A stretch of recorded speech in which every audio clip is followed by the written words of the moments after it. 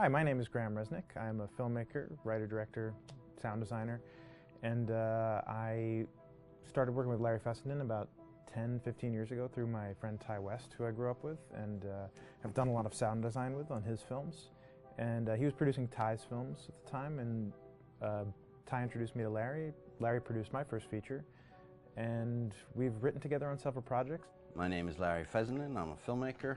I run Glass Eye Pix, which is an independent production company out of New York.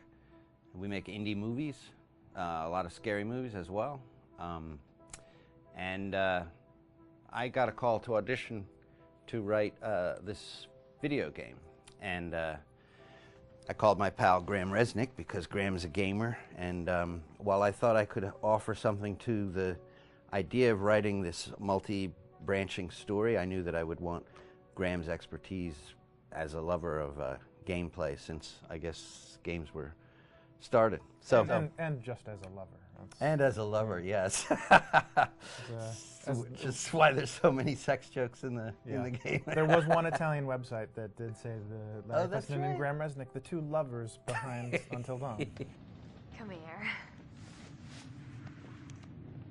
Maybe I know how to handle you too. I am definitely ready to be handled.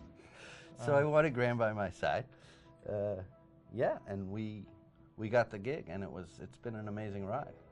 Oh, hell yeah. Oh my god, she's taking her shirt off. What?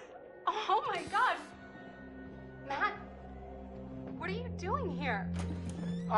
Hannah. I'm sorry, Hannah. Hey, This all got don't out of mind, hand, just but So in the game, the basic setup is that a year prior to the game's start, all these kids had gone up to a ski lodge that was owned by the parents of one of the kids, or a couple of the kids, and some of the teenagers played a prank on some of the other teenagers, and the terrible tragedy occurred when a few of them, two sisters, ran out into a blizzard, and were never seen from again.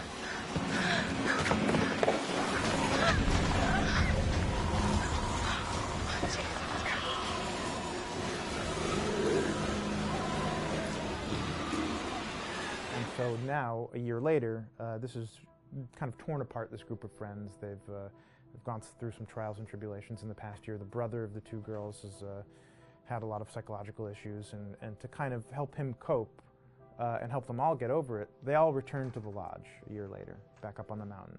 And the idea is to get over it, but... The healing does not begin. Yeah, and these kids are all trying to find themselves.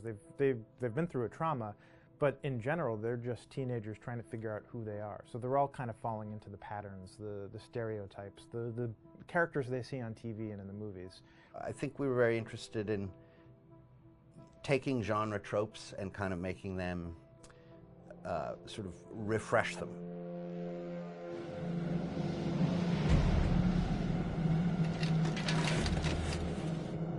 Hey, did you see that? Dad said it'd just be us this weekend. We're familiar with how slasher movies work. Most people have seen some horror movies, and we have established notions and preconceptions about the roles of the players in horror movies and how they talk and how they get killed and how they have sex. And to bring you into the game that way and then subvert a lot of those expectations was kind of our goal. They're haunted by some incident that happened in their past, which I think you pretty much figure out that that's going to have a role in their interaction. Yeah, so I think what was fun was we take some sort of stock characters and we try to give them some shape, but at least at the beginning they're recognizable in the way of groups of friends. There's the jock and the bitchy girl and the rivalries between everyone. And oh my gosh, and really fun characters too. Like we just had so much fun living in the minds of these characters through writing the script. what do you think? Jesus! It was fun. I think we were looking to get that kind of banter that you Yeah. see both in movies, but also that you absolutely have with friends, and sort of those inside jokes. And of course, as writers and as friends ourselves, we sort of developed little tracks, and we try to give the characters that kind of vibe.